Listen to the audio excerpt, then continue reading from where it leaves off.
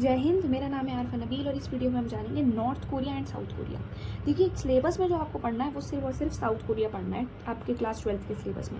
आपको अगर मैप में दिख रहा है तो आपको दिख रहा हो कि नॉर्थ कोरिया और साउथ कोरिया एक दूसरे के कितने करीब हैं। ठीक है, एक सेम बॉर्डर ये शेयर कर रहे हैं, पर ये एक दूसरे से बिल्कुल दिन और रात की तरह अलग हैं। वो हम जानेंगे किस तरह से। चलिए जानते हैं इसकी पहले थोड़ी हिस्ट्री। तो देखिए, कोरियन पेनिनसुला जो है इसको बोला जाता है, जो भी आपको मैंने पूरा साउथ कोरिया और नॉर्थ कोरिया जो था ये पूरा जो है इसको क्या बोला जाता है, कोरियन पेनिनसुला जो है वो डिवाइडेड है साउथ कोरिया। और साउथ कोरिया को किस नाम से जाना जाता है? Republic of Korea, Republic of Korea. And North Korea को जाना जाता है Democrat People's of Republic Korea. इतना बड़ा नाम देख के और डेमोक्रेट देख के आप ये मत सोचिएगा कि यहाँ पर किसी भी तरह की डेमोक्रेसी चलती है। ठीक है, तो नॉर्थ कोरिया जहाँ बिल्कुल ही एक तरीके से तानाशाही चलती है वहाँ पर, वहीं साउथ कोरिया जो है एक बहुत लिबरल कंट्री मानी जाती है। चलिए देखते हैं क्या क्या हुआ था, ये दोनों एक दूसरे से इतनी अलग कैसी हो गई। तो देखिए, नॉर्थ कोरिया जो था, नॉर्थ कोरिया में किसका इन्फ्लुएंस है? यूएसएसआर, जो कम्युनिस्ट सिस्टम जो था वहाँ पर। आपको पता है कम्युनिज्म क्या होता है। ठीक है, कि वहाँ पर एक पर्टिकुलर कोई कम्युनिटी होगी, कोई पार्टी होगी जो सारे रिसोर्सेज को ओन करेगी। कोई क्लास नहीं होगी, कोई सोसाइटी नहीं होगी। एक ठीक है, पूरा एक जो होगा सोसाइटी के लिए ही काम किया जाएगा। क्लासलेस सोसाइटी होगी, कोई प्राइवेट प्रॉपर्टी नहीं होगी। सारे रिसोर्सेज किसके होंगे? पर्टिकुलर एक कम्युनिटी सरकार के होंगे। ठीक है, तो यहाँ हम देखते हैं कि यहाँ नॉर्थ कोरिया में ये सिस्टम चलता है। जब 1910 में ना क्या हुआ था, ठीक है, 1910 में क्या होता है, जापान ऑक्यूपाइड होल कोरिया, जो पूरा कोरिया है साउथ कोरिया और नॉर्थ कोरिया, उसको पूरे जापान ने 1910 में ऑक्यूपाई कर लिया था। पर क्या होगा? नहीं हुआ कुछ। 1945 में जापान सेकेंड वर्ल्ड वॉर में हार गया। और हमें पता है कि जब सेकेंड वर्ल्ड वॉर में हारे थे तो इन्होंने क्या करी थी? टेरिटरीज बांट ली थी कि ले यूएसए तो ये रख ले, रशिया तो ये रख ले। ठीक है, इसी तरह हुआ था। यूएसए को क्या मिला? South Korea. तो आपको पता है यूएसए हमेशा से लिबरलाइजेशन को फॉलो करता है, प्राइवेटाइजेशन को फॉलो करता है। ठीक है, तो यहाँ पर हम देखते हैं कि कैपिटलिस्ट सिस्टम स्टैब्लिश हुआ कहाँ पर? यूएसए में।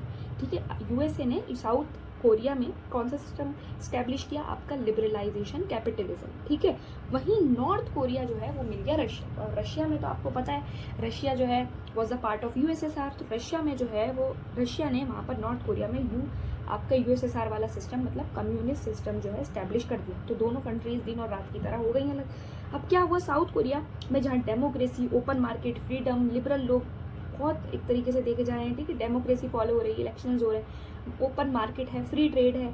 ठीक है, लोगों को फ्रीडम है, इक्वालिटी है। वहीं नॉर्थ कोरिया में ऐसा कुछ भी नहीं है। इन 1960s and 1980s south Korea economic power बन के वर्ल्ड में लीड कर रहा था। ये जो टाइम था ये बहुत गोल्डन टाइम पीरियड था इनके लिए। 1996 में हम देखते हैं कि साउथ कोरिया जो था become a member of OECD। ठीक है, OECD की फुल फॉर्म है Organisation of Economic Corporation and Development, जो ट्रेड के लिए, ठीक है, फ्री मार्केट के लिए काम करती है। ठीक है, इस ऑर्गेनाइजेशन में 1996 में साउथ कोरिया इसका मेंबर बन गया। उसके बाद हम देखते हैं 2017 में 11th लार्जेस्ट इकोनॉमी और मिलिट्री एक्सपेंडिचर इनका 10th लार्जेस्ट था। दुनिया में 10th नंबर पे थे ये मिलिट्री एक्सपेंडिचर पे के मामले में, और 11th में थे लार्जेस्ट इकोनॉमी के मामले में 2017 में। उसके बाद हम देखते हैं ह्यूमन डेवलपमेंट इंडेक्स के मामले में भी 18th रैंक इनकी देखी गई थी। अगर बात करें कि कौन से फैक्टर्स हैं जो इतना ह्यूमन डेवलपमेंट HDI जो निकलता है, वो देखा जाता है कि ह्यूमन डेवलपमेंट इंडेक्स वहाँ पे क्या है, किस तरह की लिटरेसी रेट है, डेवलपमेंट क्या है, फ्रीडम कैसी है लोगों को, बहुत सारे फैक्टर्स देख के ह्यूमन डेवलपमेंट इंडेक्स निकाला जाता है। तो किस तरह से इतना हाई ह्यूमन 18th रैंक बहुत अच्छी है, किस तरह से आई? तो हम देखते हैं कि इन्होंने बहुत सक्सेसफुल लैंड रिफॉर्म्स किए थे अपनी कंट्री में। रूरल डेवलपमेंट पे इन्होंने, अर्बन डेवलपमेंट पे तो इन्होंने ध्यान दिया ही, पर इनको पता था कि अर्बन डेवलपमेंट है it is interlinked with rural development. तो रूरल डेवलपमेंट पे इन्होंने ध्यान दिया, स्ट्रॉन्ग रीडिस्ट्रीब्यूशन किया है, गुड पब्लिक सर्वेंट्स। ठीक है, पब्लिक सर्वेंट जो है, एडमिनिस्ट्रेशन यहाँ का, पब्लिक एडमिनिस्ट्रेशन यहाँ का बहुत अच्छा देखा गया। गुड गवर्नेंस जो है, अच्छी गवर्नेंस, एजुकेशन पे, हेल्थ पे इन्होंने बहुत खुल के काम किया, और ह्यूमन रिसोर्सेज पे इन्होंने बहुत खुल के काम किया।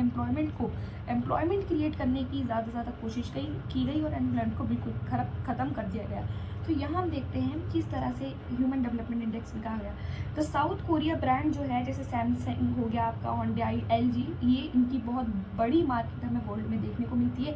और न्यूमरस एग्रीमेंट जो है इंडिया और साउथ कोरिया के बीच में हुए, जो इसके कमर्शियल और कल्चरल टाइज को दिखाते हैं इंडिया के साथ। तो धीरे धीरे जो है साउथ कोरिया एक वर्ल्ड इकोनॉमिक लीडिंग कंट्री जो है हमें देखने को मिल रही है।